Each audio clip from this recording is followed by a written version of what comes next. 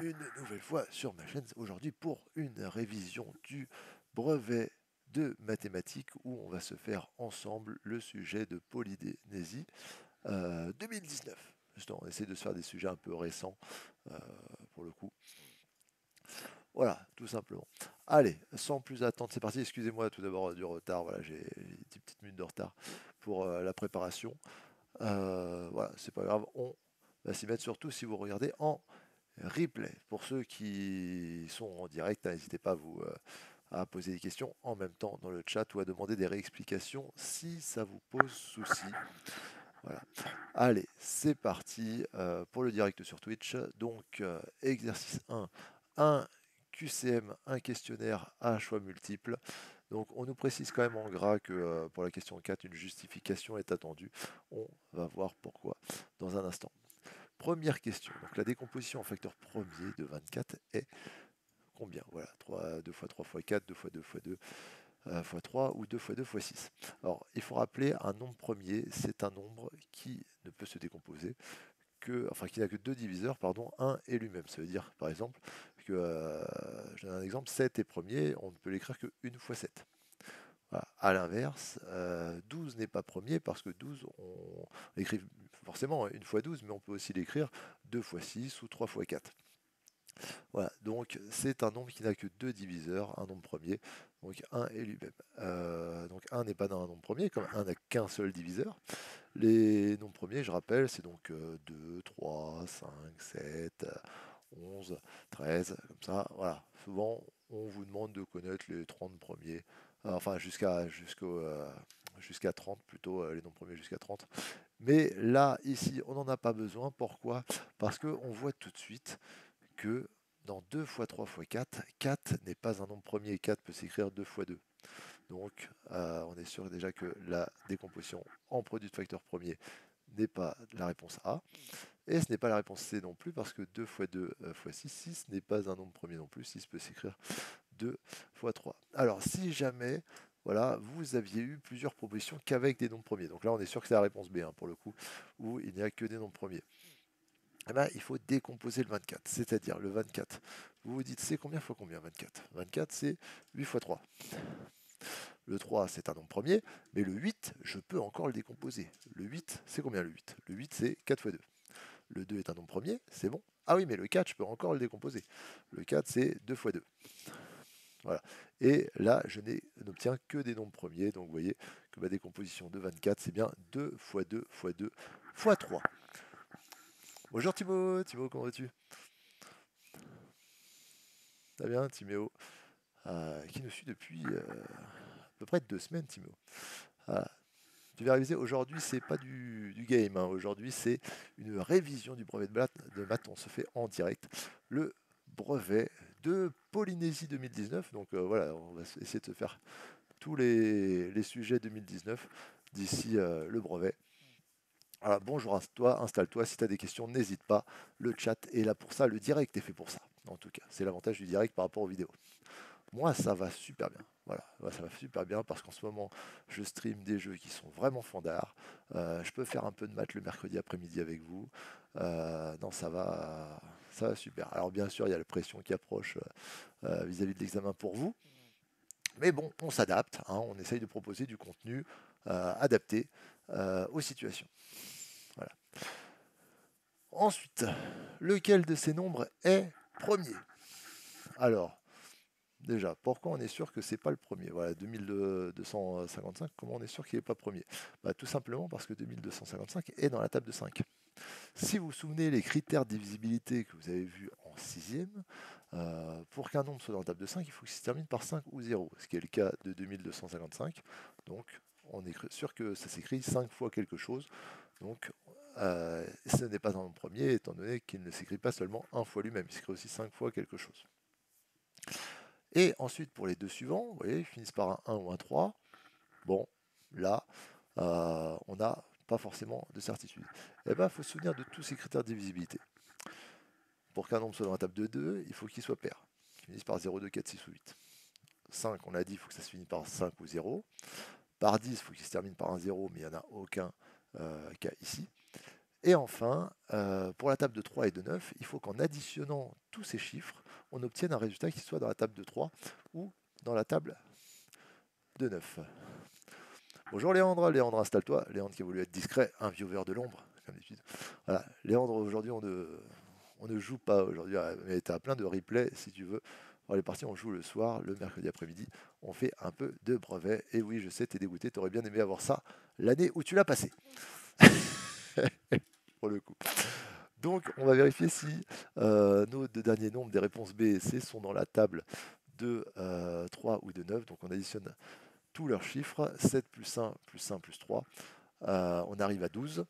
12 est dans la table de 3, donc on est sûr que 7113 est aussi dans la table de 3. Le premier est dans la table de 5, le deuxième est dans la table de 3, donc ces deux-là ne sont pas premiers. Donc, étant donné qu'il y a une réponse de bonne par élimination, c'est forcément 8191 qui est un nombre premier. Troisième question, la roue B fait 2 tours. Combien de tours fait la roue A? Simplement. Alors là, on voit que la roue B a 18 dents, alors que la roue A n'en a que 12. Donc si la roue B a 18 dents en faisant 2 tours, donc on fait 2 fois 18, ça veut dire qu'il y a 38 dents qui ont tourné, 38 dents qui sont passées. Mais si 38 dents sont passées, alors que la roue A a 12 dents, faites 36 divisé par 12, vous partagez en 12 parce qu'un tour correspond à 12 dents pour la roue A, ça correspond à 3 tours. Donc voilà, lorsque la roue B fait 2 tours, c'est-à-dire a fait passer, basculer 36 dents, et ben la roue A, avec seulement 12 dents, a dû en faire 3 pour le coup. Donc pour la troisième question, c'est la réponse A. Et la quatrième, où une justification est attendue, vous vous doutez pourquoi, vous regardez la figure. La figure correspond, normalement vous devez le reconnaître absolument, c'est une configuration de Thalès. La configuration de Thalès dit en papillon. Donc la rédaction de Thalès est attendue. La rédaction de Thalès, je rappelle, on précise deux conditions, que les points sont alignés et que des droites sont parallèles. Ça tombe bien, c'est écrit sur le dessin. Donc, les points T, R, V et S, R, P sont alignés dans cet ordre. Deuxième condition, voilà, il faut tout écrire. Les droites TS et PV sont parallèles. Une fois qu'on a cité les conditions, on cite le théorème. Selon le théorème de Thalès, et là, on écrit notre égalité de fractions. Donc, comment repérer les fractions? Eh bien, il faut repérer quels sont les deux triangles. Ah là là, comment ces fois c'est pourri. Tout ça. Donc, on a un grand triangle au-dessus, un petit triangle en dessous. Attendez, je vais essayer d'enlever ça, voilà, histoire. Ah là là, vive la magie du Word.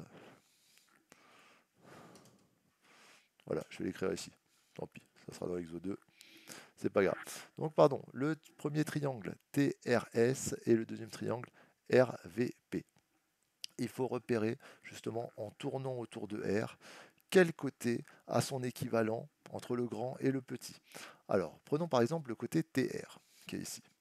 TR, quel est son équivalent? Alors, si je fais tourner ma figure autour du point R, là, je fais un demi-tour, là, je fais tourner ma figure, et bien, ce côté TR va se retrouver sur RV, voilà, dans l'autre sens. Donc, TR est un agrandissement du côté RV. Ensuite, je rajoute donc deuxième fraction pour un deuxième côté. Prenons par exemple le côté RS. Côté RS, quel est son équivalent dans le petit triangle? Donc si je retourne encore une fois mon triangle TR, je lui fais un demi-tour autour de R, un demi-tour autour de R, je tombe sur le côté RP. Et enfin, un côté à trois triangles, donc le côté TS. Ici, quel est son équivalent, comme on a déjà fait TR et RS, le côté TS, son équivalent, vous vous en doutez, c'est le dernier côté, le côté PV, qu'on a en dessous. Une fois que j'ai cette égalité de fraction, qui est l'égalité de Thalès, hop, je remplace par les longueurs que je connais. Donc TR, c'est 7,2, RV, je le connais, c'est 3, RS, est-ce que je le connais? Non. RP non plus, donc on s'en moque de cette fraction finalement. TS, c'est 8,4 et PV, ça tombe bien, c'est ce qu'on cherche. Voilà. Donc, cette fraction au milieu, on ne connaît rien dedans, on ne la connaît pas, ça tombe bien, donc on n'en a pas besoin. Et là, comme à votre habitude, vous effectuez le produit, fameux produit en croix. Donc, PV, on va donc faire 3 fois 8,4 divisé par 7,2. Je sors ma petite calculette qui est sur l'écran d'à côté. 3 fois 8,4 divisé par 7,2, ça nous fait 3,5 centimètres pour le coup. Donc, ça tombe bien, voilà, c'est dans les réponses. Hop, voilà, c'était la réponse C. Et je rappelle que la justification était attendue ce coup-ci. Voilà, donc surtout, ne ratez pas, ne faites pas ça bêtement et n'allez pas essayer de dire tiens, je vais te demander, je vais mettre une réponse au hasard. Prenez le temps de le faire au brouillon, prenez le temps de le chercher. Voilà pour ce QCM sur 12 points. Je rappelle que c'est sur 100 au final.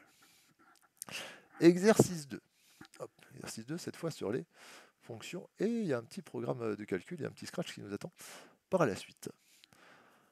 Alors, on a utilisé une feuille de calcul, un petit Excel, pour obtenir les images des différentes valeurs de x par une fonction affine f. Alors, la fonction affine, on va la voir, elle n'est pas loin. Quelle est l'image de -1 par la fonction f? Je vous rappelle donc le vocabulaire. Antécédent, c'est ce qui rentre à l'intérieur de notre fonction. L'image, c'est ce qui en ressort. L'image, c'est la transformation qui est faite du nombre par notre fonction. Donc, quelle est l'image de -1 par la fonction f? C'est-à-dire, lorsque je mets -1 dans ma fonction, qu'est-ce qui va en ressortir? Je cherche au niveau des x, au niveau de ce que j'introduis dans ma fonction, au niveau ici de ma première ligne, où est le -1? Le -1, il est ici. Et bien, lorsque je mets -1 dans ma fonction, qu'est-ce qui ressort? C'est le -7. Donc f de -1, voilà, c'est parce que f de -1 ou avec la flèche, f de -1 égale à -7. Si vous préférez, vous pouvez très bien le mettre avec une flèche comme ceci. Voilà, l'une ou l'autre des écritures, les deux vont bien. Souvent, la première est plébiscitée parce que lorsqu'il y a des calculs à faire, c'est déjà sous forme avec un égal. Donc ça marche. Ensuite, deuxième question. Quel est l'antécédent de 5 par la fonction f? Donc l'antécédent de 5, ça veut dire qu'on va chercher quel est le nombre qu'on avait avant, justement, dans notre fonction. Ça veut dire lorsque 5 sort de notre fonction, quel était l'antécédent? Qu'est-ce qui était antérieur? Moi, j'aime bien me dire antécédent antérieur, pour le coup, antécédents qui sont loin de la même famille. Donc, je vais chercher où j'ai 5 en sortie. Tiens, ici, sur cette ligne. Voilà. Qu'est-ce que j'avais avant ma fonction pour avoir 5 en sortie? Et bien, je regarde juste au-dessus, j'avais le 3. Voilà. Donc, l'antécédent de 5 par la fonction f, on peut même faire une phrase réponse. L'antécédent de 5 par la fonction f est 3, pour le coup. Voilà. Donner l'expression de f de x. Alors là, on peut se dire comme ça, aucun indice, comment faire, j'ai aucune idée. Pour le coup, l'expression, elle est écrite nulle part. Eh bien si, elle est écrite quelque part, regardez bien. Voilà. On a cette case qui est grisée, qui est enfoncée en fait, qui est sélectionnée. Et on a le détail de la case ici. Et bien notre fonction, elle est écrite là, sous forme justement d'Excel, où à la place de la lettre X, on a mis la case B1, parce que si vous avez un peu révisé l'utilisation du tableur Excel, il y a différentes choses à savoir. La première, c'est que pour calculer, on commence toujours par égal dans notre formule. Ça tombe bien, vous voyez, il y a un égal déjà. Ensuite, c'est qu'on n'écrit jamais les valeurs des cases, on écrit l'emplacement des cases. C'est pour ça qu'on n'a pas mis de X ou qu'on n'a pas mis le -2, mais qu'on a mis à la place B1, ici dans notre formule. Et la dernière petite chose à savoir, en plus de égale somme ou égale moyenne, c'est que la petite étoile symbolise la multiplication, comme vous l'avez sur votre clavier, généralement. Je ne peux pas le montrer à la caméra quand même. Ça risque de tout débrancher. Donc notre expression f, elle est ici. Vous voyez, hop, donc f de x, c'est donc égal à 3 fois x, 3x, moins 4. Voilà, elle est écrite, il fallait la lire. Calculer f de 10. Maintenant qu'on a trouvé l'expression, on peut tout simplement calculer f de 10. Alors, hop, f de 10. Bon, ça met en majuscule, c'est pas grave. Donc ça va faire 3 fois 10, moins 4. 3 fois 10, 30. 30 moins 4, 26. Ceux qui n'auraient pas trouvé cette expression f de x juste avant. Vous pouvez quand même vous en sortir. Comment? En observant, comme il s'agit d'une fonction affine, il y a une certaine régularité. Regardez, à chaque fois qu'on passe de moins 10 à moins 7, à moins 4, à moins 1, à chaque fois qu'on avance d'une unité, en fait, on augmente de 3. Vous voyez, 2, plus 3, 5, plus 3, 8, etc. Donc, vous pouviez toujours faire la suite en vous disant, bah, l'image de 5, ce sera 11, l'image de 6 sera 14, l'image de 7 sera 17, etc. Et vous arrivez à 26 également avec cette méthode. Voilà pour ces 4 premières questions vis-à-vis du tableur. Donc vous voyez que finalement il n'y avait pas de calcul, tout était écrit directement dessus. Deuxième question donc concernant le Scratch, le programme de calcul. Écrire sur votre copie les 2 dernières étapes du programme de calcul. Donc le programme de calcul est ici. Donc vous voyez quand on appuie sur le drapeau, le programme nous demande de choisir un nombre. Voilà. Le A en fait c'est comme une boîte. C'est une boîte où on va mettre des valeurs dedans en mémoire en fait. Justement. Donc la réponse qu'on inscrit, vous voyez, il l'introduit dans cette boîte A pour faire les calculs par la suite. Quel calcul il fait? Eh bien, il prend ce nombre, il ajoute 3.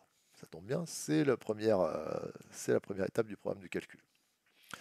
Qu'est-ce qu'on fait? Alors, justement, il le met dans A pour pouvoir refaire les calculs derrière, c'est-à-dire pour prendre le résultat. Donc là, il prend le résultat du A plus 3, hop, qui l'écrase dans notre boîte, justement, et après, il fait un A étoile 2. On l'a vu juste avant, le étoile, il s'agit d'un fois. Donc ensuite, on multiplie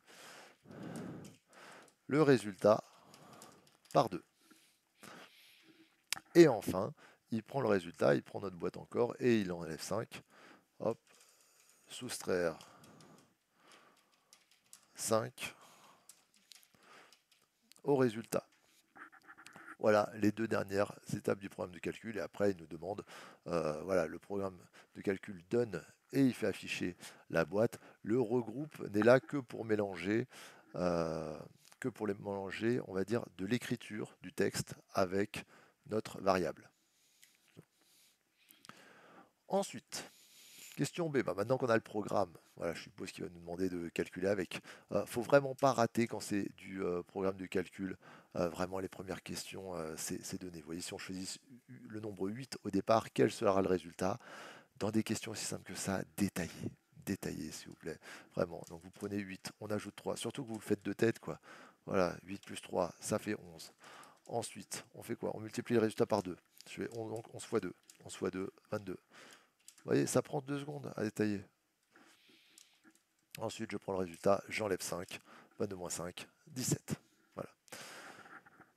Si on choisit x comme nombre de départ, montrer que le résultat obtenu avec le programme de calcul sera 2x plus 1. Alors, hop, on va faire exactement la même chose. Donc, cette fois, je prends une lettre, je ne choisis pas un nombre, je prends une lettre, mais on va écrire les opérations les unes à côté des autres. Donc, je choisis mon nombre, x. J'ajoute 3, x plus 3. Je multiplie le résultat par 2. Alors là, il faut faire attention parce que comme c'est le résultat qu'on multiplie par 2, il faut penser à mettre le x plus 3 entre parenthèses. Attendez, je vais mettre un y tiens, pour qu'on ne confonde pas avec le fois. Justement. Donc y plus 3, voilà, je le mets entre parenthèses pour prendre le résultat de ce y plus 3 et je fais 1 fois 2 dans la foulée. Et ensuite, moins 5, je rajoute moins 5 derrière, pas besoin de parenthèse parce que de toute façon, la multiplication est prioritaire par rapport à la soustraction, donc on fera la soustraction à la fin. On ne va pas laisser ça sous cette forme, on va bien sûr développer. Donc comment développer? Je vous rappelle que quand vous avez une parenthèse x2, le x2, on ne va pas le donner au y, on ne va pas le donner au 3, on va le donner au 2. Donc le x2, je le donne au y et je le donne au 3. Allez, 2 fois le y plus 2 fois 3. Voilà, vous voyez, là j'ai développé ma parenthèse, là le x2, je l'ai donné à l'un et à l'autre. Si vous voulez plus de détails sur le développement ou le calcul littéral, je vous invite à aller voir sur la chaîne YouTube le cours dédié au calcul littéral où je reprends l'intégralité, la simplification, le développement simple, le développement double, avec des exemples, peut-être même avec, je crois, à la fin, un exemple aussi d'exercice de brevet. Et n'oublions pas le moins 5 qui est à la fin. Calculons, donc 2 fois y, ça s'écrit 2y, 2 fois 3, 2 fois 3, 6, et moins 5. Dernière chose à calculer, les nombres à calculer entre eux. On va calculer les lettres entre elles, elle est toute seule, donc on va laisser toute seule, hein, le 2y. Mais on va calculer les nombres aussi entre eux. plus 6 moins 5 plus 6 moins 5. 6 moins 5, ça fait 1. Donc voilà, là on a montré en une petite ligne que ce programme de calcul s'écrivait sous la forme la plus simple de y plus 1. Quel nombre faut-il choisir au départ pour obtenir 6? Deux possibilités pour le coup. Soit vous avez fait les équations, comme certains de mes élèves, et donc vous pouvez résoudre l'équation quand est-ce que 2y plus 1 égale à 6. Soit sinon vous prenez votre programme de calcul et vous le remontez. Vous faites en sens inverse, c'est-à-dire on part du 6. La dernière opération, c'était de soustraire 5. Donc, on va faire l'inverse pour essayer de remonter. Donc, si en dernier, on avait soustrait par 5, juste avant, on avait un nombre 5 avec justement plus 5. Donc, on va ajouter 5 à notre 6 pour retrouver qu'est-ce qu'on avait juste avant. Donc, 6 plus 5, 11. OK. Ensuite, juste avant, j'avais multiplié par 2. L'inverse du multiplier par 2, c'est diviser par 2. Donc, 11, je le divise par 2. Hop, ça me fait 5,5. Et enfin, on avait ajouté 3 à ce nombre. Donc, je fais l'inverse. Je vais soustraire par 3, 5,5 moins 3, ce qui nous fait 2,5. Voilà, donc a priori, quel nombre de choisir au départ pour obtenir 6? Si on choisit 2,5, à la fin, on obtiendra 6 pour le coup. Si jamais vous voulez vérifier, vous pouvez très bien refaire le programme dans le sens normal avec le 2,5. Vous prenez 2,5, on ajoute 3, 5,5, on multiplie par 2, 11, on soustrait 5, 6. Voilà, là c'est vérifié, normalement il n'y a pas de doute, à moins qu'on soit planté 2 fois. Ensuite, quel nombre faudrait-il choisir pour que la fonction f et le programme de calcul donnent le même résultat? Alors, on va aller rechercher notre fonction f. Notre fonction f s'écrivait 3x moins 4. Donc là c'est obligé, hein, c'est une équation. 3x moins 4, on va chercher quand est-ce que c'est égal à cette expression, à ce 2y plus 1. Ah tiens, vous avez raison, je vais mettre du y. 2y plus 1. Hop, revient, voilà. Donc comment résoudre... Oh, j'espère que je la cache pas. Non, c'est bon, je la cache pas. Comment résoudre une équation? Alors le but de l'équation, ça va être de trouver quelle est la valeur du y, en fait. Donc il faudrait essayer de mettre le y tout seul. Justement, comment le mettre tout seul? Déjà, on va le remettre d'un seul côté.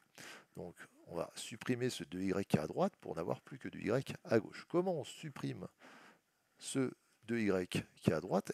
On va rajouter comme opération, tiens, je vais remettre en rouge, moins 2y. Parce que comme ça, 2y moins 2y, ça fera 0. Hop, mets-toi en rouge, comme ça on te verra. Voilà, donc je rajoute moins 2y. Pourquoi des deux côtés? Parce qu'une égalité, je dis souvent, c'est un peu comme une balance à plateau. Ça veut dire, une égalité, vous avez la même chose à gauche et à droite. C'est le principe de l'égalité. Et donc si vous enlevez quelque chose d'un côté, pour que ça reste à l'équilibre, il faut enlever la même chose de l'autre. Donc là, je rajoute un moins 2y à droite pour supprimer ce 2y. Voilà, histoire que 2y moins 2y, ça fasse 0 et que ça se supprime. Très bien. Et à gauche, je n'ai qu'à calculer 3y moins 2y, ça nous fait 1y. Bon, en fait, y, ça nous simplifie la tâche, on aura une opération en moins à faire. Et donc à droite, il ne reste plus que le 1 qui est tout seul. Voilà. Déjà, on a avancé, on a mis le y que d'un seul côté. Ensuite, comment supprimer ce moins 4? Ce y moins 4, pareil, je rajoute l'opération inverse. Pour supprimer ce moins 4, je vais ajouter plus 4 de chaque côté. Hop, plus 4 à gauche, plus 4 à droite. Comme ça, moins 4 plus 4, ça fait 0. Hop, ça supprime. À gauche, il ne nous reste que le y égale 1 plus 4, 5. Alors, je tiens quand même à préciser, si jamais vous aviez eu encore un nombre devant le y, ça veut dire, imaginez, vous aviez eu 4y égale à 5. Pour supprimer ce 4 fois y, justement, ce fois 4, il aurait fallu diviser par 4, donc des deux côtés. Mais là, bon, il y a un coefficient de 1 devant le y, un y, on obtient tout de suite le résultat. Donc là, vous voyez, le y est tout seul, on est dit tout de suite y égale à 5. Pareil, si vous voulez vérifier, vous pouvez, en reprenant les expressions et en remplaçant le y par 5 pour voir si on a bien le même résultat. On peut le faire de tête. 3 fois 5, 15. 15 moins 4, 11. Et de l'autre côté, 2 fois 5, 10, plus 1, 11. Dans les deux cas, on obtient 11. Donc, c'est bien la solution de notre équation. Voilà, on avait bien y égale à 5, donc il faudra choisir 5 pour que la fonction f et le programme de calcul donnent le même résultat. Voilà pour ce deuxième exercice sur le calcul littéral. Il était complet celui-là, disons. C'est bien, il y avait des équations, il y avait des expressions littérales, il y avait de bonnes choses. Ensuite, exercice 3, un peu de probabilité. Souvent, vous appréciez les probabilités parce qu'il suffit de compter en soi. Ou sinon, c'est aussi un peu comme de la proportionnalité, pour le coup, avec les pourcentages. Donc Sam préfère les bonbons bleus. Ok, on est content pour lui. Dans son paquet de 500 bonbons, 150 sont bleus. Les autres sont rouges, jaunes ou verts. Ils auraient pu appeler ça des M&M's, hein, pour le coup. Moi, j'adore les M&M's. Bref. Quelle est la probabilité qu'il pioche au hasard un bonbon bleu? Bah, voilà. Vous pouvez mettre entre parenthèses, donc la probabilité piocher bonbon bleu, on aurait juste pu mettre bonbon bleu, pour le coup. Elle est égale, combien il y a de bonbons bleus? Il y en a 150. Combien il y a de bonbons au total? 500. Donc vous pouvez mettre la fraction 150 sur 500. Si jamais vous voulez le calculer, vous pouvez le calculer. Combien ça fait? Ça fait donc 15 sur 50. Si je mets en pourcentage, je multiplie par 2, ça fait 30%, 30 sur 100. Et donc si je le calcule, ça fait même 0,3. Voilà, on peut l'avoir sous toutes ses formes. L'une des 4 propositions est bonne, vous n'êtes pas obligé de simplifier, c'est jamais demandé. Donc voilà, faites vraiment comme vous le sentez, vous pouvez laisser 150 sur 500. Peut-être j'ai cru voir que ça serait utile pour la suite parce que j'ai vu un pourcentage. 20% des bonbons de ce paquet sont rouges. Combien y a-t-il de bonbons rouges? Alors là, c'est 20% de combien? C'est 20% des 500 bonbons. Hop, c'est une petite équation. Donc 20% des 500 bonbons, comment ça s'écrit? Non, c'est pas des bonbons. Donc 20%, ça s'écrit la fraction 20 sur 100, si on le traduit en calcul, et on multiplie ça par 500. Allez, deux têtes, 500 divisé par 100, 5, 5 fois 20, 100. Voilà, donc on a au final 100 bonbons rouges. Certains auraient peut-être préféré faire un tableau de proportionnalité dans le coup où on met première ligne les bonbons rouges et deuxième ligne le total. Tiens, je vais le faire tac tac, deux lignes. Bonbons rouges sur un total. Voilà, hop, pardon, petite mise en page.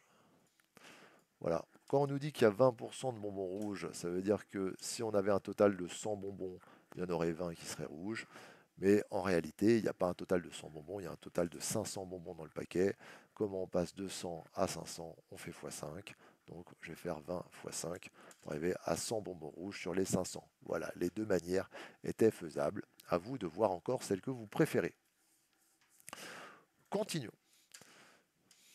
Hop. Sachant qu'il y a 130 bonbons verts dans ce paquet. Ça, c'est la transformation du PDF en Word qui a fait des siennes. Sam a-t-il plus de chances de piocher au hasard un bonbon vert ou un bonbon jaune? Alors, on a vu dans les questions précédentes donc que des bonbons bleus, il y en avait 150. Que des bonbons rouges, il y en avait 100. Donc on peut calculer le nombre de bonbons jaunes.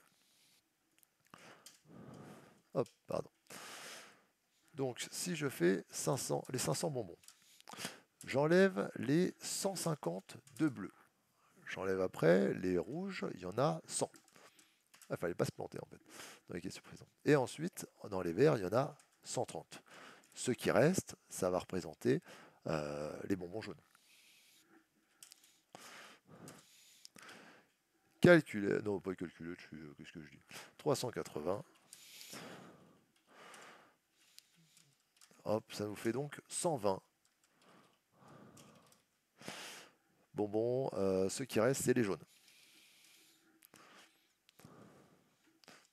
Pourquoi je mettais un rouge? Ah, il prend un S rouge? Ah oui, d'accord. Donc je ne prends un S. Oui, il prend S. Pardon, voilà, un peu d'orthographe pour le coup. 120 bonbons jaunes sur 500. Donc, a-t-il plus de chances de piocher au hasard un bonbon vert ou un bonbon jaune? Alors là, on peut écrire les probabilités, si vous voulez. Donc, la probabilité du bonbon vert, elle est 230 sur 500. La probabilité du bonbon jaune, elle est 220 sur 500. Donc, on voit que la probabilité de piocher un bonbon vert est supérieure à celle de tirer un bonbon jaune. Donc, il a plus de chances de tirer un bonbon vert pour le coup. Ensuite, Aïcha avait acheté le même paquet il y a 15 jours. Il ne lui reste plus que 140 bonbons bleus, 100 bonbons jaunes, 60 bonbons rouges et 100 bonbons verts. Bon, on va calculer combien il en reste en fait. Elle dit à Sam, tu devrais piocher dans mon paquet plutôt que dans le tien, tu aurais plus de chances d'obtenir un bleu. A-t-elle raison? Bon, on va calculer le total de bonbons. Total donc 140 plus 100 plus 60 plus 100, ça fait combien? 200, 300, 400. Hop, 400 bonbons. Au total, la probabilité de tirer ces bonbons bleus qui nous intéressent. Bonbons bleus, il y en a 140, donc sur 400. Je calcule 140 sur 400. 140 divisé par 400, 0,35. Je reprends ce que j'avais dit au tout départ. Dans son paquet à lui, la probabilité était de combien? La probabilité était de 0,3. Donc, comme 0,35 est supérieur à 0,3, il a plus de chances de piocher un bonbon bleu dans le paquet de Aïcha. Tiens, ça me fait penser, j'ai pas rajouté le sujet sur le chat. Tac, tac, tac, je vous le retrouve. Donc, Polynésie. Il est où ce Polynésie? Polynésie 2019. Voilà. Donc, bien entendu, le chat, ceux qui veulent faire avec nous, n'hésitez pas. Pour vous.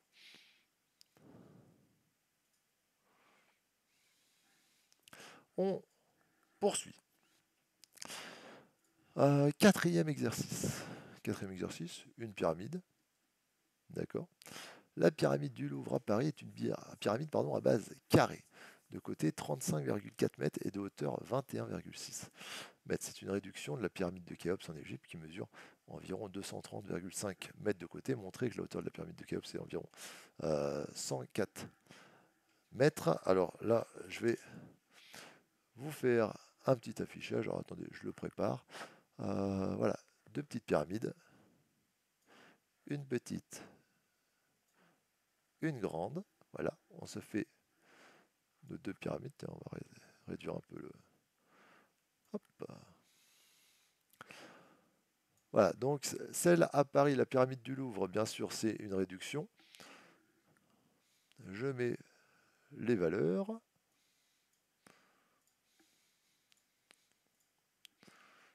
Ouh là là, que c'est trop grand, 48.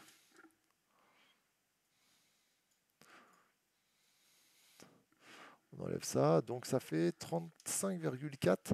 La base, voilà, absolument commencer par un petit dessin, ça vous sera bien utile. Voilà, quand on parle de la hauteur, oui, je vais la mettre à côté, tiens, cette hauteur.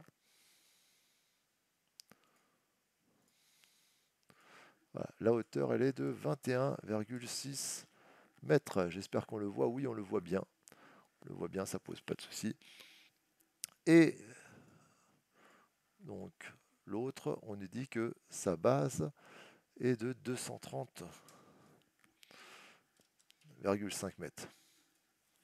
Donc là, comment faire? Donc là, comme celle de Paris, celle du Louvre, c'est une réduction de celle de Kéops, pareil Kéops, ça veut dire qu'on est dans une situation de proportionnalité. Voilà. C'est-à-dire que si la base est 3 fois plus grande, par exemple, ça veut donc dire que la hauteur sera 3 fois plus grande, elle aussi. On a respecté les proportions, d'où le principe de proportionnalité. Donc on va chercher, hop, on va chercher par combien on a multiplié pour passer de 35,4 à 230,5. Comment faire? Eh bien, on va faire une division. Tout simplement, vous faites 230,5 divisé par 35,4. Tiens, combien ça nous fait? Attendez, je vais ouvrir. Mince, j'ai fermé la calculette. Hop. Divisé par 35,4, ça fait environ 6,5. Voilà, je vais mettre dedans. 6,5. Et donc ça veut dire que celle de Kéops est 6,5 fois plus grande que celle de Paris. Donc je prends la hauteur de 21,6. Pardon, il faut que je sorte de là. Voilà.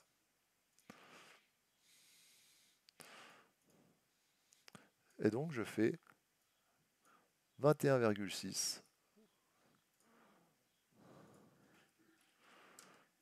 fois 6,5. Alors pour être plus précis, il vaut mieux voilà, enchaîner le fois 21,6 d'un foulée après avoir fait la division. Comme ça, on garde tous les chiffres après la virgule.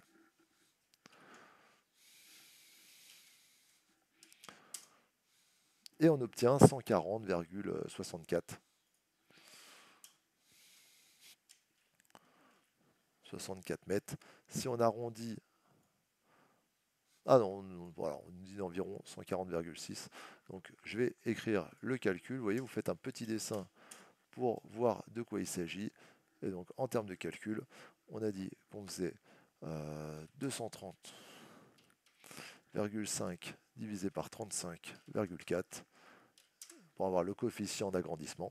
Et on multiplie par 21,6 qui fait environ 140,6 mètres, parce que si c'est 0,64, on va arrondir en dessous, le 4 étant plus proche de 0 que du 10. Calculez ensuite le volume en mètres cubes de la pyramide du Louvre arrondi à l'unité.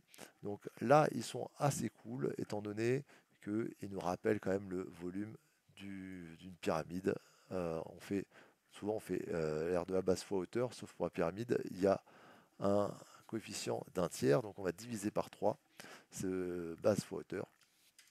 Calculons la base. La base, observons quelle forme elle a. La base, elle a une forme de carré. Donc pour l'aire d'un carré, on fait côté fois côté. Allez, R de la base.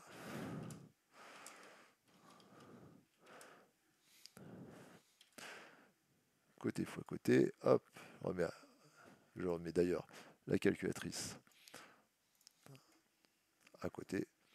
Donc on fait 35,4 fois 35,4. Donc 1253,16 et ce sont des mètres carrés. Ok, c'est une surface, hein, c'est une aire. Ensuite, on va donc multiplier par la hauteur, multiplier par 21,6 et diviser par 3. Volume égal, j'insère une petite équation. Donc l'aire de la base, on a dit 1253,16 que je multiplie par 21,6 et ensuite je divise par 3. Combien cela me donne? Hop, tombe à 9022,75 mètres cubes. Ah, il va me saouler le petit 3. Voilà. Mètres cubes. Alors comme ils font arrondir à l'unité, le virgule 75 qu'on a derrière, justement, si vous prenez le virgule 7, le 7 est plus proche de 10 que de 0, donc on va arrondir au-dessus. De toute façon, vous arrondissez au-dessus si c'est 5, 6, 7, 8 ou 9. Voilà, si c'est 0, 1, 2, 3 ou 4, vous arrondissez en dessous. Juste après la virgule, on a un 7, donc on va arrondir au-dessus à 9023 mètres cubes pour le volume de cette pyramide. Donc là, il y avait la formule. N'hésitez pas, hein, quand il y a la formule, vous foncez dessus. Vous essayez, vous remplacez les valeurs, vous mettez dans la calculette, ça sort. Et ensuite, par quel nombre peut-on multiplier le volume de la pyramide du Louvre pour obtenir celui de la pyramide de Khéops? Alors, pour ça, il faut utiliser le coefficient d'agrandissement. Hein. Mais il faut savoir que comme on est en volume, ce coefficient d'agrandissement, il va falloir le multiplier au cube. Il va falloir le multiplier 3 fois. Pourquoi? Parce que, comme on est en volume, on est en 3 dimensions. Longueur, largeur, hauteur, pour le coup. Pour la base de la pyramide, la longueur sera... prenons, attendez, il est de côté de combien le coefficient je vais remettre. 230,5, on divise par 35,4, c'est ça, il était de 6,5. Voilà. Vous avez donc la pyramide qui est 6,5 fois plus grande. Alors, pardon. Vous avez donc la longueur qui est 6,5 fois plus grande. Vous avez la largeur qui, elle aussi, est 6,5 fois plus grande. Et vous avez enfin la hauteur qui est 6,5 fois plus grande. Donc en termes de volume, si vous prenez le volume de la pyramide de Paris pour obtenir celle de la pyramide de Khéops, il faut multiplier par 6,5 3 fois. Vous faites fois 6,5, fois 6,5, fois 6,5, d'où 6,5 au cube, parce qu'on est en 3 dimensions, je rappelle, c'est des mètres cubes, pour le coup. Donc, comment faire pour passer du volume de la pyramide du Louvre, je vais mettre de Paris, à celle de Khéops, il faut multiplier par le coefficient d'agrandissement. Et bonjour à tous ceux qui nous rejoignent. Mais ce coefficient d'agrandissement a la puissance 3.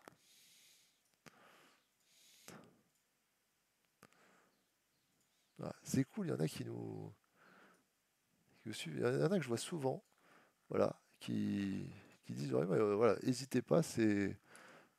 Voilà, n'hésitez pas à donner votre avis, n'hésitez pas à nous dire si ce qu'on fait au quotidien, ça vous plaît, à nous dire comment ajuster telle ou telle émission, si vous voulez, même si c'est pas des maths, hein, même si c'est les jeux, si vous voulez voir plus de jeux nouveaux, si vous voulez voir plus de jeux rétro, plus de RPG, plus de plateformes, voilà, n'hésitez pas à donner votre avis, on vous écoute, même si j'ai toujours le dernier mot. Voilà, mais je vous écoute quand même, donc n'hésitez pas. Donc le coefficient d'agrandissement, je reprends mon petit pen pour vous rappeler comment on a trouvé le coefficient d'agrandissement.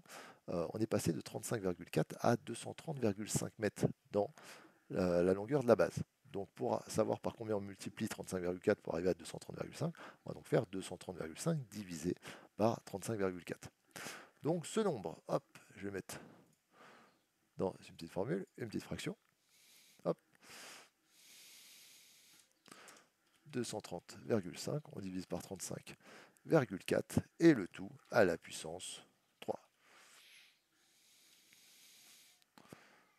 Tiens, il y a quelqu'un qui s'est réveillé à la maison.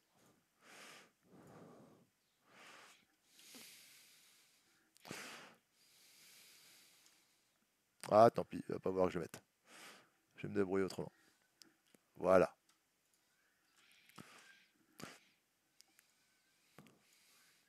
On le calcule. Donc combien ça fait? Hop, dans la calculette, tout ça, ça fait environ 276 fois plus grand. Donc pour passer du volume de l'un à l'autre, on va multiplier ici par 276. C'est loin d'être évident. Sachez que si on veut passer d'une aire à une autre, donc comme c'est en 2 dimensions, on multiplie par ce coefficient, mais au carré, parce qu'on sera en 2 dimensions, mais pour les volumes, on multiplie par ce coefficient avec la puissance 3, parce qu'on est en 3 dimensions. Exercice 5, ça vous fait respirer un peu, vous allez voir. On va retrouver un peu nos classiques. Voilà, n'hésitez pas, je vous rappelle que j'ai mis le sujet dans le chat. Si vous le voulez de nouveau, je vous le recopie, bien entendu. Lorsqu'un voilier est face au vent, il ne peut pas avancer. Si la destination choisie nécessite de prendre une direction face au vent, le voilier devra progresser en faisant des zigzags. Voilà, nous, voilà, c'est histoire de dire, on ne fait pas des zigzags juste pour le fun. Comparer les trajectoires de ces deux voiliers en calculant la distance en kilomètres et arrondi au dixième de chacun a parcouru. Donc le départ, l'arrivée, l'un a fait CD et puis DA, l'autre a fait CB et BA. Alors il faut identifier à quel chapitre ça correspond à chaque fois. C'est-à-dire, donc là vous vous doutez, il va falloir calculer les longueurs, sachant que DA et DC, on n'en a aucune. Voilà, on a seulement AC. Là, par contre, on a AB. Donc ce côté-là, le voilier 1, ça va être un peu plus rapide à calculer. Il n'y aura qu'une seule chose à calculer, c'est BC. Comment faire? À droite, si vous arrivez à identifier, il y a un trait en rectangle. Un trait en rectangle, alors qu'on connaît deux longueurs. C'est dans le théorème de Pythagore, ça. Et à gauche, pourquoi on ne pourrait pas faire le théorème de Pythagore? Parce qu'on n'a qu'une seule longueur. Mais à la place d'une deuxième longueur, on a quoi? On a une petite valeur d'angle ici, en dessous. Et un triangle rectangle avec un angle, quel qu'il soit, ça sent de la trigo, cosinus, sinus ou tangente. Voilà. Donc là, c'est un exercice qui est supposé être de recherche où on laisse plus ou moins ouvert. Mais en fait, voilà, il y a deux questions. C'est calculer CB en utilisant Pythagore et calculer ensuite DA et CD en utilisant la trigonométrie. Allez, par quoi vous voulez commencer? Et bonjour à tous ceux qui nous rejoignent. Bonjour tout le monde. Disons que tout le monde veut réviser le brevet aujourd'hui. Voilà. Si vous voulez jouer, regardez les replays ou venez le soir. Pour le coup. Alors, démarrons. On va commencer avec Pythagore. Donc, on rédige Pythagore correctement, s'il vous plaît. Vous le savez, il faut dire que on a un triangle rectangle.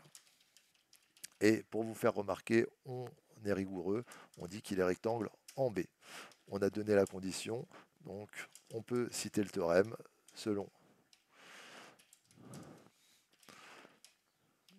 le théorème de Pythagore. Et j'écris l'égalité de fraction. Ah, je vais péter ma figure. Ouais, tant pis, c'est pas grave. Voilà, on va péter ma figure. Égalité de Pythagore. Donc AC était au carré égale AB au carré plus BC au carré. Le plus grand côté, l'hypoténuse, c'est toujours celui qu'on met tout seul dans notre égalité. Voilà, le plus grand est celui qui est en face de l'angle droit. Voilà, c'est ce qu'on appelle l'hypoténuse, c'est celui-ci qui se retrouve tout seul. Donc AC au carré est égal à donc AB au carré plus BC au carré. Je remplace tout ça par les valeurs. AC au carré, c'est 5,6 au carré. AB au carré, ça fait 4,8 au carré. Et BC, on laisse BC, c'est ce qu'on cherche, normal, donc on ne le connaît pas. Comment faire? Allez, calculons. Hop, 5,6 au carré, 31, 31, 36. 4,8 au carré, 23, 24. 23,04, pardon. Quand on a une addition à trous, comment on trouve BC au carré? 23,04 plus combien permet d'arriver à 31,36? On va donc faire la différence qui est entre les deux. La différence est une soustraction. Donc on fait 31,36 moins 23,04.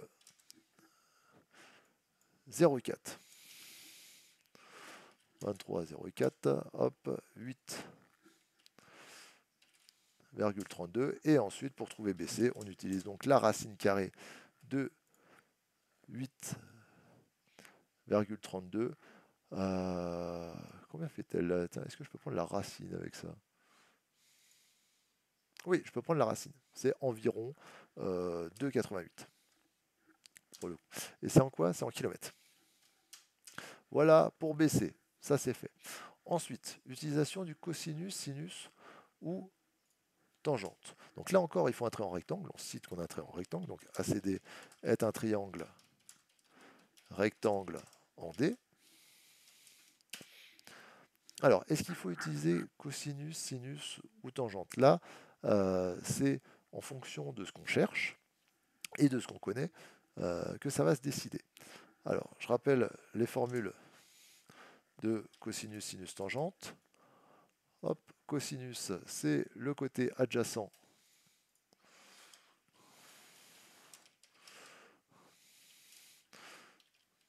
sur l'hypoténuse. Je vais le copier, ça ira plus vite.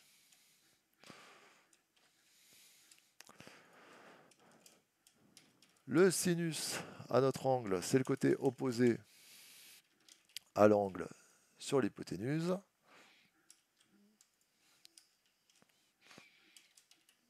Et enfin, la tangente. Ah, sérieux, on va essayer de faire apparaître en entier. Non, je vais écrire en dessous. Voilà, ça ira plus vite. C'est le côté opposé sur le côté adjacent.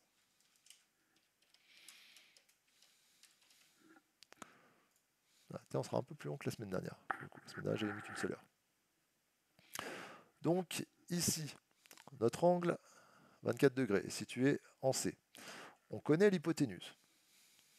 Donc forcément, si on connaît l'hypoténuse, on va utiliser soit le sinus, soit le cosinus. Ça dépend de quel côté on cherche.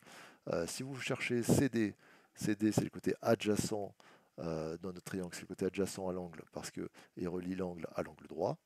Et si vous recherchez le côté DA étant le côté opposé à l'angle, avec opposé et hypoténuse, on va plus utiliser le sinus. Donc là, on va utiliser une fois le cosinus, une fois le sinus, parce qu'il y a deux choses à trouver, CD et AD.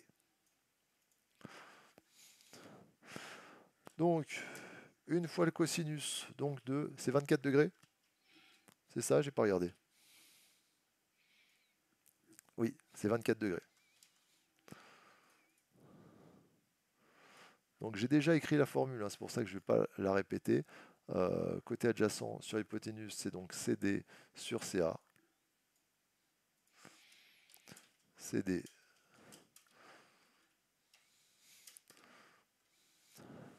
sur CA. Et donc pour trouver la longueur de CD, on fait le produit en croix. Je vais donc faire cosinus de 24 degrés fois CA. CA fois le cosinus de 24 degrés. CA fait 5,6 cosinus de 24 degrés. Pensez à vérifier que votre calculette est bien configurée en degrés et pas en radians. Ça serait vraiment ballot de se planter à cause de ça. Ce qui fait environ 5,1 km. 5,12. Allez, si on arrondit à deux chiffres par la virgule, on avait mis deux chiffres par la virgule au-dessus. Tiens, d'ailleurs, est-ce qu'il nous précise? Ah, arrondi au dixième près. Donc, on va laisser deux chiffres après la virgule pour gagner en précision. Et ensuite, deuxième chose, le sinus. Donc, le sinus de 24 degrés. Cette fois, sinus, c'est côté opposé sur l'hypoténuse. Le côté opposé à notre angle, c'est DA, celui qui est en face de l'angle, sur l'hypoténuse qui est toujours de 5,6.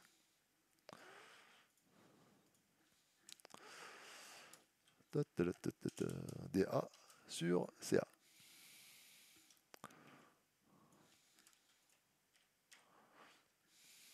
Donc pour trouver cette fois DA, hop, bon, on fait pareil en fait, hein, on fait pareil, on fait le produit en croix. On va donc faire CA fois le sinus de 24 degrés, soit 5,6 fois le sinus de 24 degrés. Hop, je calcule 5,6 fois le sinus de 24 degrés, 2,28 km. On arrondit. Maintenant qu'on a les trois longueurs, bah, on peut additionner, hein, on peut faire le parcours CDA, CDA, CCD plus DA, CD plus DA, je les ai juste au-dessus, 5,12 plus 2,28, ça nous fait donc du 7,40 km, donc arrondi au dixième près, 7,4. Hop, pardon. Et ensuite, l'autre parcours, comment il s'appelle? C'est CBA, l'autre parcours. CBA, donc c'est CB plus BA. CB, on a trouvé CB 2,88 et BA 4,8. 2,88 plus 4,8 qui nous fait, pardon, du 7,68 km pour le coup. Donc, voilà, j'avais 7,7. Ah ouais, pardon, c'est vrai qu'il faut en dire 7,7 kilomètres. J'avais oublié pardon, qu'il fallait arrondir au dixième près. Donc le parcours CBA est le plus long, le parcours CDA est le plus court. Donc, quelle était la question? C'est de trouver le parcours le plus court. Comparer les trajectoires, donc comparer, c'est dire lequel est le plus grand, lequel est le plus petit. Donc le parcours CDA est plus court que le parcours CBA, tout simplement. Voilà pour votre cinquième exercice sur 14 points. Combien d'exercices en tout? Il y en a 7. Oui, il y en a 7. Sixième exercice. Le tableau ci-dessous regroupe les résultats de la finale du 200 mètres hommes des Jeux Olympiques de Rio de Janeiro en 2016, remporté par Usain Bolt en 19,78 secondes. Le gars, c'est une tornade. Voilà. Franchement, le mec, il fait moins de 20 secondes au 200 mètres. Calculer la vitesse moyenne en mètres par seconde de l'athlète le plus rapide, arrondi au centième. Hop. Donc, on prend le plus rapide. Le plus rapide, c'était Usain Bolt, donc qui a été premier, qui a fait 19,78 secondes. Donc, hop, j'ai juste noté. Il a fait donc 19,78 secondes pour 200 mètres. Donc, pour savoir combien il a fait de mètres en une seconde, eh bien, il suffit de diviser 200 par 19,78. Allez, hop, petite fraction. 200 divisé par 19,78 égale à combien? Environ 10,11 mètres par seconde. Essayez de faire ça, vous. On en reparle après. Calculer la moyenne des performances des athlètes. Je vous rappelle, pour calculer une moyenne, on additionne toutes les valeurs et on divise par le nombre de valeurs. Donc, si vous avez des questions sur moyenne, médiane, étendue, je vous invite là encore à aller voir la petite vidéo de cours contenue sur la chaîne YouTube sur le calcul d'une moyenne, d'une médiane et de l'étendue. Alors, calcul de la moyenne. Pour calculer votre moyenne, attendez, je fais une fraction. Voilà, donc comme j'ai dit, on additionne toutes les valeurs. S'il vous plaît, même si c'est long, faites-le au moins une fois. Écrivez toutes les valeurs. Tiens, j'aurais pu mettre un x2 là, pour le coup. 20,23 plus 20,43. Voilà, vous devez montrer au moins une fois comment on calcule en détaillant correctement. Et tout ça, on le divise par 8. Donc, combien ça nous fait? Hop. Bon, que j'avais prévu. Ça nous fait environ 20,127. Ah, mais je veux au centième. Donc, au centième près, avec deux chiffres après la virgule. Tiens, je remets. Comme on s'arrête deux chiffres après la virgule et que derrière il y a un 7, on va arrondir au-dessus. Donc, on ne va pas mettre du 20,12, on va mettre du 20,13 secondes en moyenne. Voilà, parce que c'est la moyenne des performances qui est ici. Donc, c'est la moyenne de 7 colonnes. Voilà, c'est vrai que j'ai oublié de le dire. Ensuite, en 1964, à Tokyo, la moyenne des performances des athlètes sur le 200 mètres hommes était de 20,68 secondes et l'étendue était de 0,6 secondes. En comparant ces résultats à ceux de 2016, qu'observe-t-on? Bon, bah comparer, c'est juste dire quel est le plus grand et quel est le plus petit. Les moyennes, on peut tout de suite comparer, on peut tout de suite dire que la moyenne est bien meilleure dans c'est en quelle année? De 2016. Voilà, dans la course de 2016 que dans la course de 1964. Donc, par contre, il nous manque l'étendue. L'étendue, pour faire l'étendue, vous prenez la valeur maximum et vous faites la différence avec la valeur minimum. La valeur maximum qui est de 20,43, la valeur minimum qui est de 19,78 et ça nous fait donc du 0,65 secondes. Donc là, on peut voir, on constate que les étendues sont équivalentes entre 1964 et 2016. Par contre, la moyenne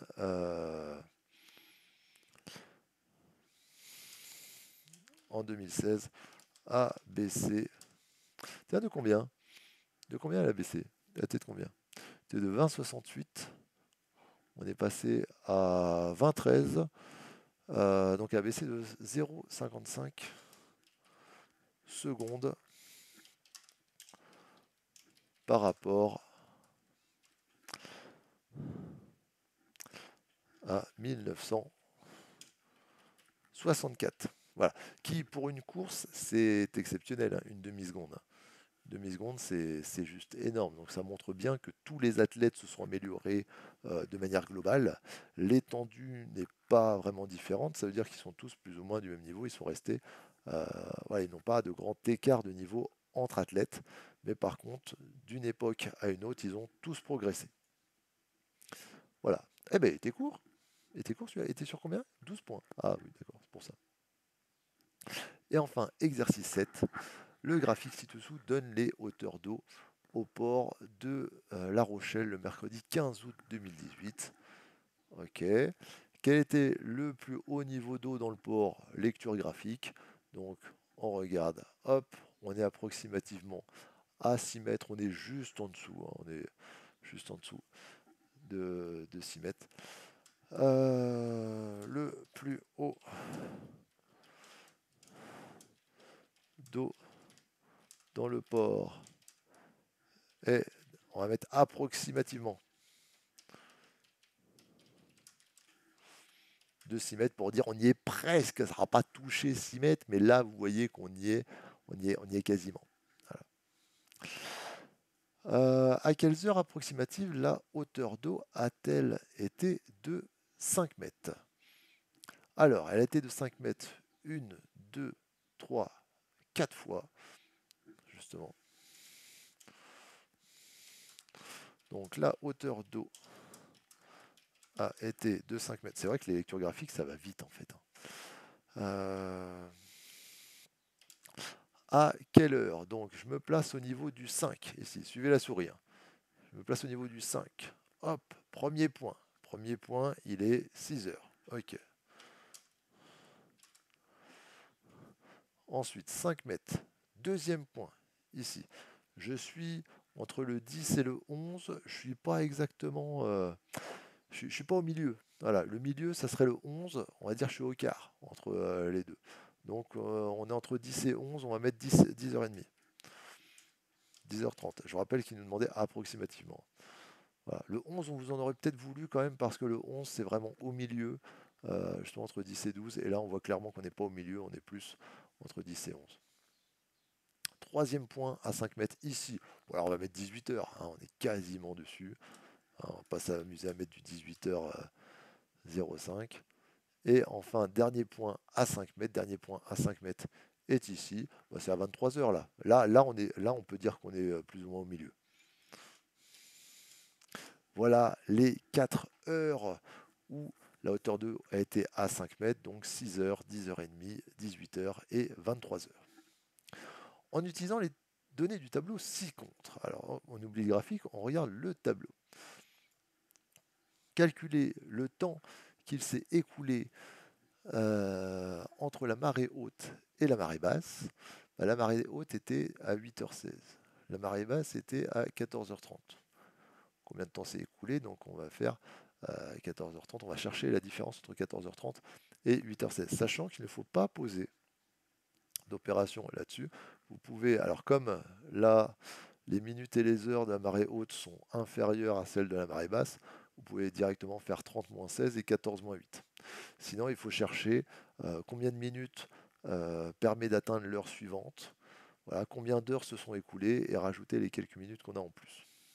Bref, là, ça va être un peu plus facile. Hop, pardon, je vais mettre la troisième. Voilà, je ne vais pas réécrire au-dessus, sinon ça va vraiment être le bazar. Bonjour Enzo, bonjour. Ah mais dis donc, t'as raté nos petits sujets là. On commence à 14h. Hein, on a quasiment fini, c'est les dernières questions, c'est les deux dernières questions. C'est le sujet Polynésie 2019. Voilà, donc là on cherchait la différence entre la marée haute et la marée basse. entre les deux. Hop, donc, pardon, 14h30 moins 8h16. Bon, bah, 14 moins 8, hop, ça nous fait 6 heures. Et 30 minutes moins 16 minutes, on a 14 minutes entre les deux. Voilà, ça aurait été un peu plus compliqué si on avait eu 8h45, mais comme je vous l'ai dit, il faut prendre le nombre de minutes qui permet d'aller à l'heure pleine entière. T'as oublié d'activer la notif pour le mercredi? Alors, tu sais que tu peux activer la petite cloche sur la page de la chaîne quand tu mets suivre. Il y a une petite cloche aussi qui est à côté. Après, rassure-toi, rassure-toi, assister au direct. Alors, c'est bien d'assister au direct pour poser ses questions, mais c'est pas indispensable. Je vous rappelle que toutes les vidéos, que ce soit des maths ou du jeu, parce qu'on fait pas que des maths, c'est en replay. Ça te l'a pas mis pour le mercredi. Alors des fois, ça peut le supprimer si je supprime sur le programme. Voilà, parce que vous avez un programme, oui, vous pouvez regarder. J'essaye de modifier seulement le programme histoire que vous gardiez vos alertes. Mais voilà, sinon après, tu te prendras l'habitude. C'est tous les mercredis à 14h. Je crois que par contre, la semaine prochaine, je pourrais pas la semaine prochaine, j'ai une interview pour le coup. Mais bon, il restera le 9, le 16, le 23 et tu as tous les replays. Donc c'est ça que j'aime avec les vidéos, c'est qu'on vous propose un contenu. Voilà, on vous donne quelque chose. Après, vous l'utilisez pas. Vous regardez à l'heure que vous voulez. C'est vous qui voyez. On s'en fout. Moi, je fais le maximum. Vous voyez, j'essaie de produire du contenu, de produire des corrections pour que vous ayez matière à vous entraîner. Euh, Après, voilà, chacun décide, fait sa vie, l'utilise ou pas, pour le coup. Mais en tout cas, on peut pas me dire, ouais, ah là, j'ai foiré, on m'a pas assez aidé, etc. Non, même si vous êtes à la maison, hein, même si vous êtes en demi-jauge à la maison, vous avez moyen de vous entraîner, vous avez des tonnes de choses, que ce soit sur Twitch ou sur la chaîne YouTube. D'ailleurs, l'avantage de la chaîne, c'est que tu bosses un peu une petite demi-heure sur cette vidéo, hop, tu as envie de te faire une petite pause, tu changes de replay, tu te mets un petit replay sur ce que tu veux, sur Asterix, Castlevania, sur voilà, tous les jeux qu'on a fait récemment, Ni no Kuni. D'ailleurs, tiens, faut rappeler, début juin, giveaway. Début juin, giveaway. Le 4 juin, on refait un petit giveaway. Je dirais quel jeu. Je pense que ça va être un jeu de la série Castlevania, pour le coup. Parce que j'adore cette série et donc je vais commencer à la streamer en fin de semaine. On continue, pardon. Voilà, j'ai fait une petite pause pour décrire tous les moyens qu'on avait à disposition. Ensuite, la différence de hauteur d'eau entre la marée haute et la marée basse. Eh ben, entre la marée haute et la marée basse, bon, là encore, on fait la différence entre les deux, on fait la soustraction entre les deux. Donc 5,89 mètres moins 0,90 mètres, ça nous fait du combien? Ça nous fait du 4,99 mètres pour le coup.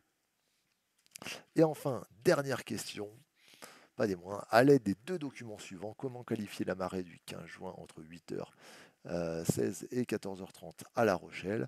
Alors, on nous parle d'un coefficient de marée ici, qui peut être calculé avec cette formule. Hauteur de la marée haute moins hauteur de la marée basse, on divise par un nombre, on multiplie par 100. C'est un coefficient c'est un nombre, d'accord? Donc allez pas chercher. C'est un nombre qui symbolise votre marée.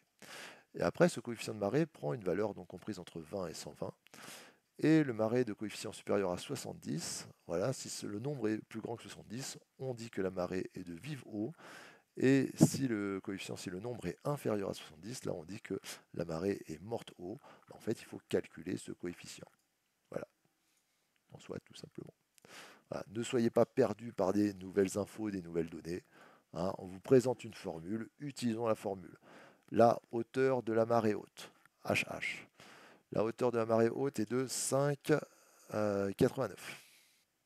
Moins la hauteur de la marée basse. La hauteur de la marée basse est de 0,90. On l'a calculé juste avant.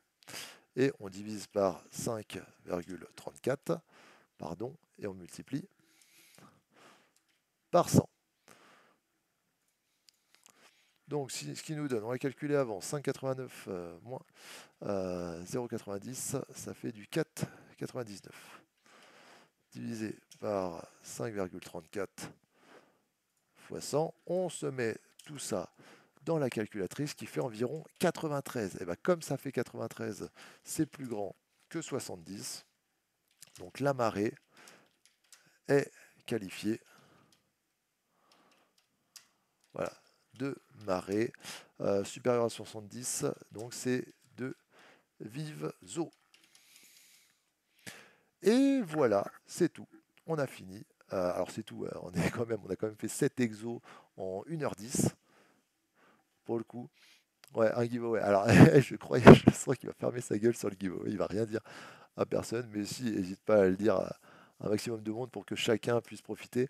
Alors par contre, je vais être un peu plus cool sur le giveaway, comme voilà, j'ai eu plein de retours de viewers qui m'ont dit ah je suis dégoûté et tout. Justement, je m'étais mis une alerte, mais je suis arrivé à minuit 30, minuit 40 au lieu de minuit exactement. On l'a vu, hein, tu étais présent la dernière fois pour le giveaway. Et tu as vu que tout le monde avait débarqué, on ne sait pas pourquoi, une demi-heure plus tard. Bon, et c'est tout ça la bourre. Justement, cette fois, la commande, je vous laisserai la mettre à n'importe quel moment du live. Ça veut dire que même si vous déboulez à 23h, vous lâchez la petite commande, le petit mot de passe. Ouais, je pense que je vais mettre Castle de Castlevania en mot de passe et ça vous enregistrera automatiquement pour le tirage au sort. Et après, je ferai le tirage au sort à un moment du live pour le coup. Et voilà, ce sera un jeu de la série Castlevania, pour le coup, l'un des jeux récents. Sur ce, et d'ailleurs, pardon, je rappelle la date, on se fera ça le 4, enfin première semaine de chaque mois, de toute façon. Voilà, donc là le 4 juin, on se fera le giveaway. Le mois prochain, ce sera le 2 juillet. Le 2 juillet, ça sera un très très bon jeu. Ce sera Metal Gear Solid 5 pour fêter l'approche des vacances scolaires et surtout la fin du brevet. Voilà, comme je crois que le brevet c'est 28-29 pour le coup. Ah, c'est quand quoi? Tiens, on me demande, c'est quand quoi? Ah, c'est quand le giveaway? Bah voilà, bah, je t'ai dit, le giveaway, première semaine, premier vendredi de chaque mois. Donc là, le 4 juin pour Castlevania. Et ensuite le 2 juillet pour Metal Gear Solid 5. Sur Metal Gear Solid 5, la complète edition avec Ground Zero, avec le prologue et le jeu justement en entier de base. Donc là, des dizaines et des dizaines d'heures pour chacun d'entre eux. Voilà, sinon, alors on va s'arrêter là pour ce sujet de brevet. Donc on est content, on a fait un deuxième sujet de brevet en direct. C'est bien, encore une fois, je suis étonné du monde qui passe pour voir des maths, c'est bien. C'est bien, c'est bien, ça vous fait des rappels, ça vous fait vous remémorer. Bon, même si j'ai grillé un ou deux lycéens qui est venu qui est venu faire le curieux, mais qui n'a plus besoin de passer le brevet. Voilà, j'espère pour lui qu'il a déjà eu, pour le coup. Mais en tout cas, n'hésitez pas à mater le replay. Pour ce qui est donc des maths, je vous rappelle que ce sera tous les mercredis à 14h. Sauf je crois la semaine. Alors faudra voir la semaine prochaine si justement je suis pris ou pas. De toute façon, vous pouvez suivre les infos sur Facebook, vous pouvez regarder le programme sur Twitch. N'hésitez pas, c'est là pour ça. Donc pour tous les matins, le mercredi à 14h et pour les jeux, c'est le mardi, vendredi et samedi à partir de 22h30, 23h. Là encore, suivez le programme pour voir ce qu'on propose. N'hésitez pas à passer à dire coucou et à nous dire ce que vous souhaitez voir si jamais il y en a qui vous intéressent. Voilà, si jamais il y a des jeux qui vous intéressent, que vous voulez avoir un avis extérieur, si vous voulez avoir une démonstration, on peut la faire. Voilà. Sur ce, j'arrête de parler parce que ça fait déjà bientôt 1h15 que je parle. Je vous souhaite une bonne après-midi tout le monde, une bonne journée et à bientôt. Bossez bien. Ciao tout le monde.